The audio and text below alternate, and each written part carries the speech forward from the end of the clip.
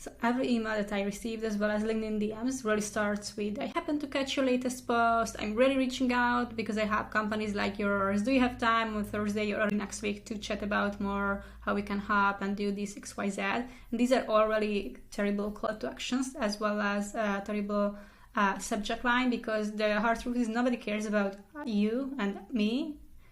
We have like 99% problems. Our prospects is also 99 problems as well, and our product and service probably ain't one. So what's the really fastest way to run a relationship is just only talking about you and your company, your tech, and all the awards that you receive, all the amazing partners that you work with. Luckily, nobody cares about this any days. So basically, I have collected 3 easy ways that you can use to reframe your emails as well as your LinkedIn DMs to really not talk to the people. Really talk to the people and really not at them. So one thing is definitely the subject line. It's like really not kind of rocket science. That what we want to do with your subject line is just to make sure that our cold emails get opened. But most of the companies do this, that, hey, congrats on your Forbes feature, congrats on this announcement, kudos to raising $99 million, which like kind of worked in a few years ago because we didn't have like a lot of mass prospecting tools and technologies. So this was like a high level kind of freelancer persuasion that somebody could use in templatized messages, but this is really, it doesn't cut through the noise anymore.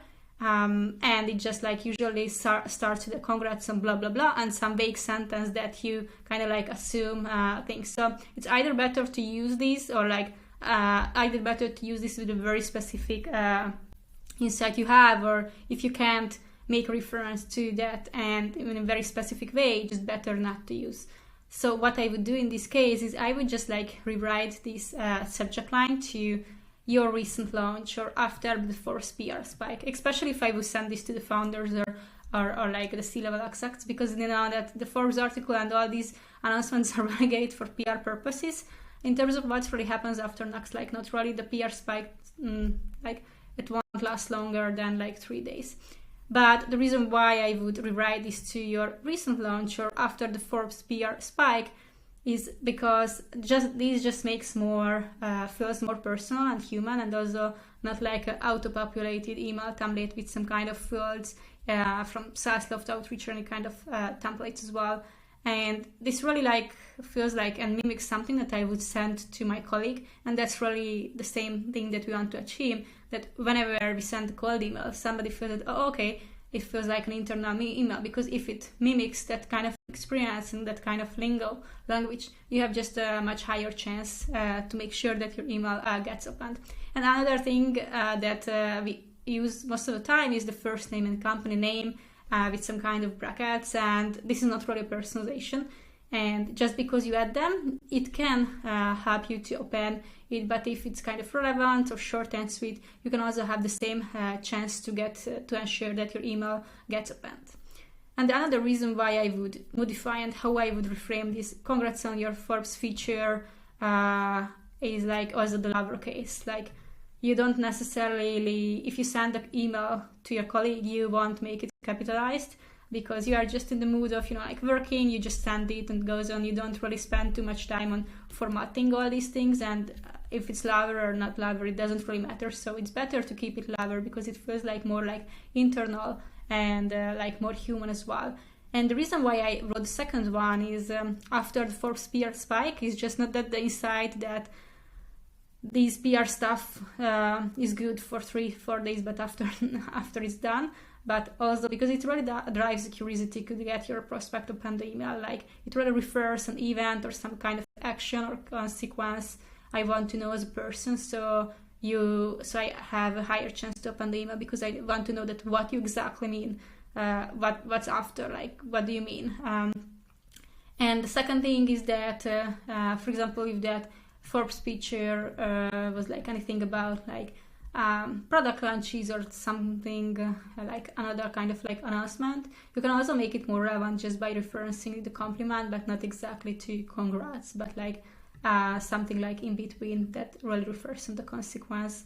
And it's also better to keep it short and sweet. So if you would add first name or company name, it might ruin your chances as it doesn't feel like internal. if you send an email like this, it just feels much more like relevant and something that a real human and the person would send this. So I get that this worked in a few years ago. Right now I would never send something like this, that congrats on your Forbes article, and this subject line just not work anymore. What works is keep it short, simple, sweet, and just really make sure that it feels like an internal email. You can maybe even add intentionally like typos, because people would not really expect that. But people do expect with company name, first name in the subject line, and some random capitalized stuff that just feels actually like something automated and something impersonal. Now, the second thing of the cold email is definitely the hook or icebreakers, first lines, whatever we call it. Think about just these sentences reaching out to grab your reader's attention. And here is how hook looks like in a bad cold email. I saw your recent Forbes announcement about ABC. Really great work on what you are doing in the SaaS space, blah, blah, blah. So why I don't really like this, because honestly, even if I don't read the Forbes announcement, it's something generic. So if you can only say something generic, it's better not to say it and not make a reference for that as a kind of like insight. Or if you want to use it, it's better to use it with something specific. This is kind of a tired hook, first line, that just try to snag my reader's attention and, hey, I'm sending this because you might care anyway. So if I would use a compliment in my hook, but really make it really specific to the founding team, for example, that would just, like the entire email would be just like so much stronger. And what I would do in this case is just so you on Forbes, really short. You don't need to sophisticate an article or anything. You can cut those stuff totally necessary. And you can just really summarize that, like what's the compliment itself, and not some vague messages that interesting what you are doing in this place, blah, blah, blah. So for example, what I would say here is kudos to the team and your co-founder for empowering us to level up our creativity with a pinch of AI, or like something. If it would be like something that I just came up this with kind of randomly, but you get what I'm trying to say here, meaning that this is more like how I speak as a person, and this really just like summarizes the main insights and not write a wall of text, all those like unnecessary words as well, like article or announcement. And this is more like more specific, that what's the compliment about, and not something like vague. And that's the difference, because if you don't make it specific, it will like that, hey, you might care, might not, whatsoever, I send this email. And also just think about the emotions that you want to, want to evoke, or that you want those people to feel like. Do you want to feel ashamed, or do you want to feel like happy or like funny? So for example, you can also write something that's something like crazy, or something so funny, or something that's so cute. I think it's hard to make some emails cute if you don't have any initial relationship with them, but you can also do something cute if you're very creative as well. But try to avoid not something that pisses me off, or something that says that, or if you do so, you want to say something that pisses them off. That can be a really powerful cold email as well, but make sure that you say something specific that is really relevant to the persona, because a VP of marketing and the VP and the CTO won't get pissed off on the same thing. So just because maybe they're on the C-level team, they have very different challenges and needs as well. So just also think about the emotions, that part. And now how I would do this in Clay, for example, in this case, I used some of the website's description. And what does it mean is that I would just enrich the company and get the relevant data points here. Very simple, only 1 credit per row, so really nothing crazy. And I would just get use the website to get and then reach the company. And here I would get like all relevant information and what they are doing. And what I would do in this case is that then I use our OpenAPI credits and create to come up with some creative and witty line if I want to go with this kind of creativity option. And this is something that I would not send to a VP of marketing, but I would definitely send this to the owners and founders of the company, because that just faces they really like the compliments as well as the appreciation about their hard work at the company, or at least some kind of audience do that I worked with in the past. So I would just use the website description and my prompt to write this creative witty line, and it's like really feels like less vague, because this sentence says me that I know what I'm exactly meaning here. yeah, for example, I really like this one. Potpourri is a kind of brand that sells like candles and a lot of like other kind of things that really helps the word smell way better naturally. I also like how AI write this like kind of like intentional to add some extra words as well. But for example, if you want to make this even shorter, we can also remove I checked out your site if that's our preference or that's how we talk, or like we also see that the email is too long. You can just prompt AI to remove that part, and you can adjust that, hey, starts with this is my prefix. And if you want to do the same for a LinkedIn post or a fundraising announcement, then basically it's the same prompt. You just ask first AI to summarize the fundraising announcement or the blog post, and then you write a prompt like this that, hey, now write a witty creative line, reference the website description and what the company do. And as a final step, again, I would just scroll to make sure that the results make sense and kind of match my tone of voice. But of course, I can take care of that prompting the AI in a way that if I want creative, then of course I will get a creative input. So if your tone of voice is not creative or you don't want to be creative, then tell AI what you would like to get as an output.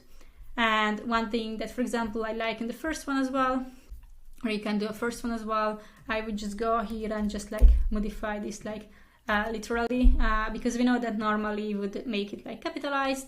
But again, we are human, we are talking to people. I'm also a person, so I would just like make some kind of like typos or like a little bit like editing, like in a very intentional way, just to make sure that it feels more human and feels like an internal email.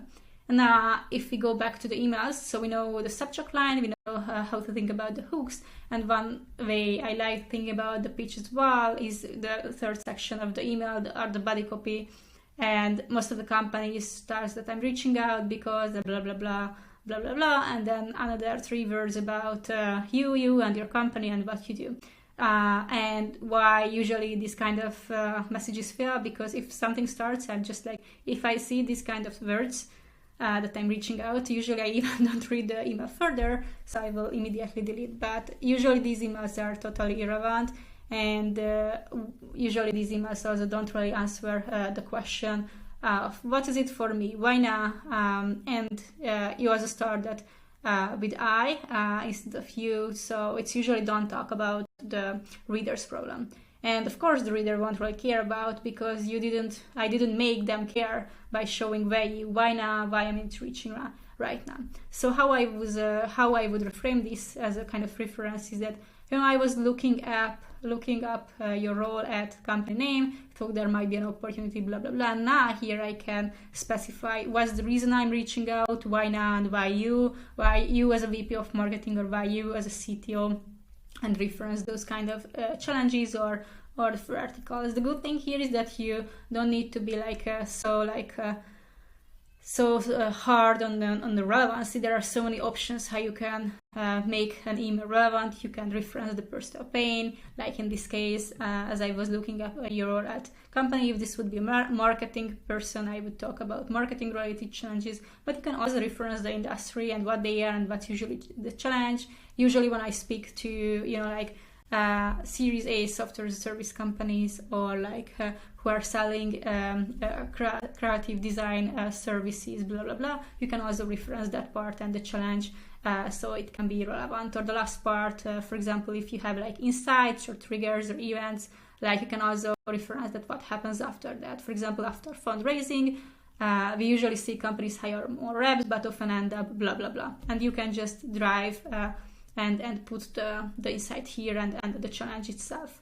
And the difference between these ones and the first one is that it's really like soft.